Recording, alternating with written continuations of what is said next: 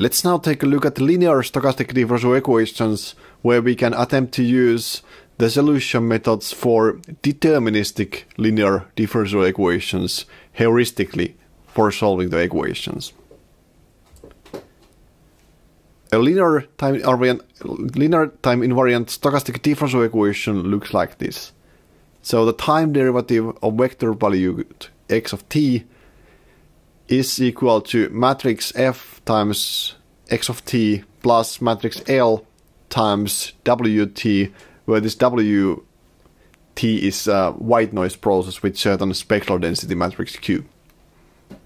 The initial conditions are assumed to be stochastic in the sense that x at time t0 has a normal distribution with mean m0 and covariance matrix p0. Let's now attempt to solve this equation. So we will take a leap of faith by using the deterministic ODE solver. And the method that we use is something called integrating factor method. So first, let's notice that we can actually, well, let's move that f times x of t to the left-hand side. So our equation is first derivative of x minus f times x plus, or I mean, is equal to L times W of t.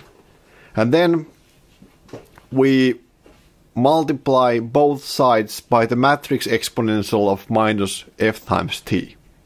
So we will get the equation shown here. Now we can notice that the left-hand side, at least in classical sense, is the time derivative of exponential of minus f times t times x of t.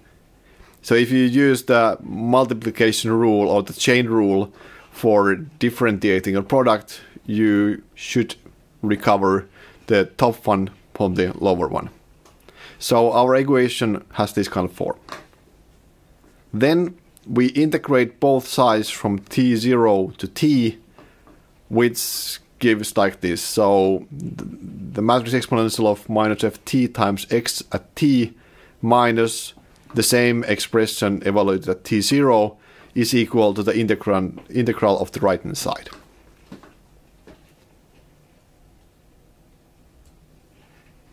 If we now rearrange or actually multiply by e power to f times t, we finally get this kind of solution. So x of t is matrix exponential of f times t minus t0 times the initial condition x plus the integral of this kind of expression containing the matrix exponential as well as L times the white noise. But now we have several catches in this derivation. So for this solution to make any sense, first of all, the integral must exist. So we have assumed that this w of t is some kind of ordinary function which is integrable in some sense. It should have either Riemann integral, Lebesgue integral, or Steltius integral, but it turns out that it's not an integrable function. However, it turns out that this heuristic solution of ours is actually correct, because for linear SDEs we happen to get the right solution by using this heuristic solution method. We only need to reinterpret the integral as something called Ito integral to get everything to work.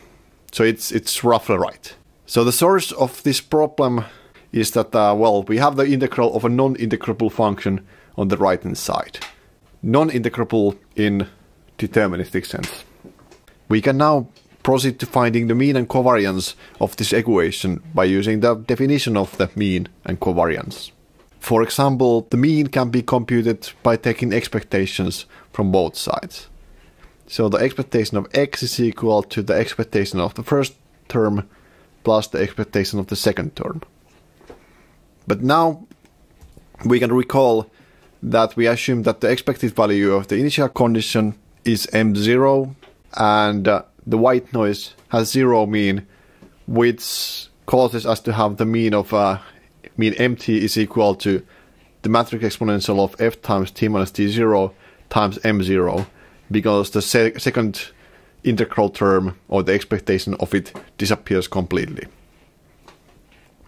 Similarly, we can use the definition of the covariance and the delta correlation property of the white noise to derive the covariance equation, which is shown here. So the covariance P of t is equal to matrix exponential of ft p0 times the transpose of the matrix exponential of ft plus integral from 0 to t, where the integrand is a matrix exponential term, times LQ/LT, where Q is the spectral density of the white noise, and then a transpose of the spectral density. You can find a derivation of these in your exercise answers once you have completed them. Now we can actually differentiate these mean and covariance expressions term by term, and we get the following differential equations for the mean and covariance. So the time derivative of the mean function is equal to F matrix times M of t, where this F matrix was the coefficient of xt in the original equation. And the time derivative of covariance P of t is equal to the F matrix times P of t plus P of t times F transpose plus LQ/LT, where that Q is again the spectral density of the white noise, and L was the coefficient of the white noise in the original equation.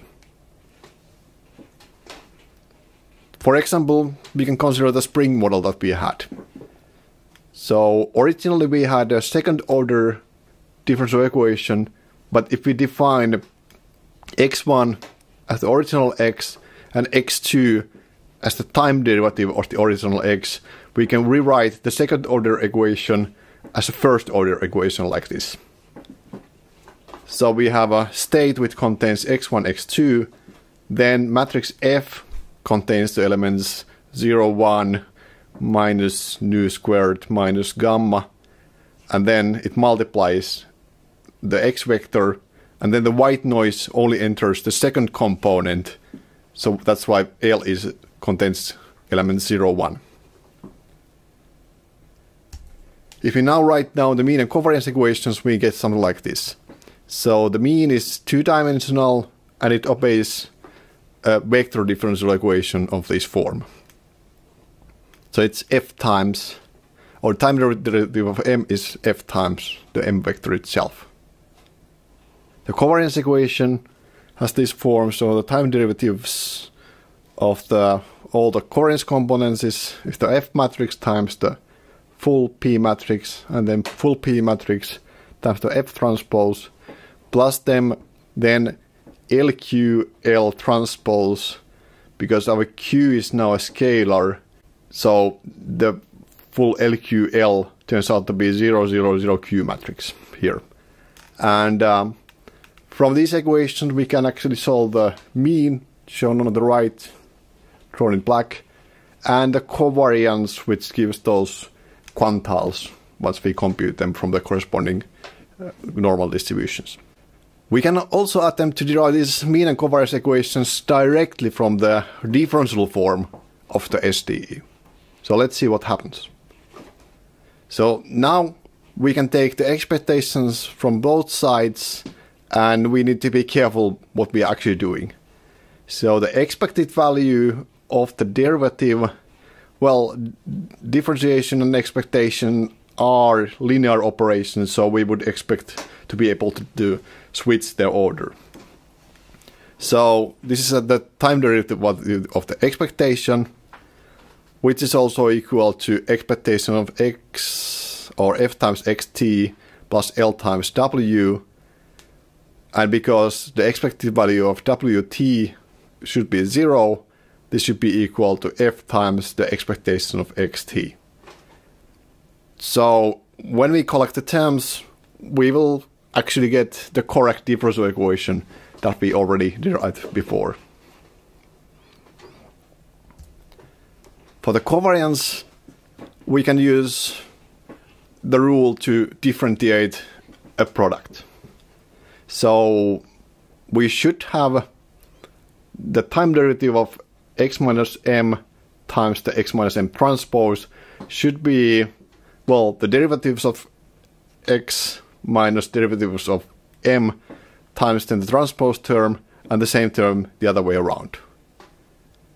And now we can substitute the time derivative of x, which should be equal to f times x plus L times w, to the expressions, and then take the expectation.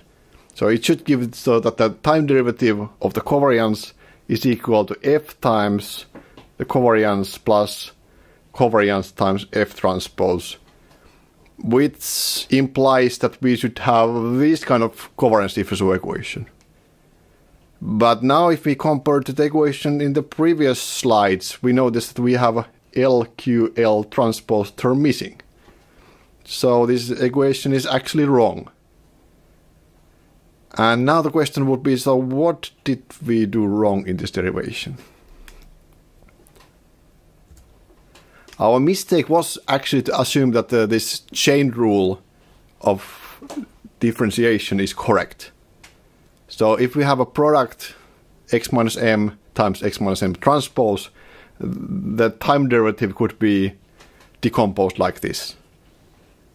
It is true in basic calculus when x of t is a deterministic function of t, but it is not true when x of t is stochastic.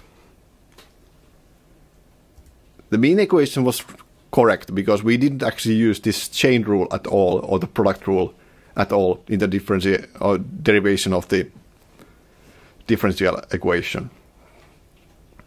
But now the challenge is that, okay, if this kind of basic property in differentiation rules should be different, we can now ask, so what kind of things should be right and what kind of things should be wrong in that calculus that we would be using for stochastic processes?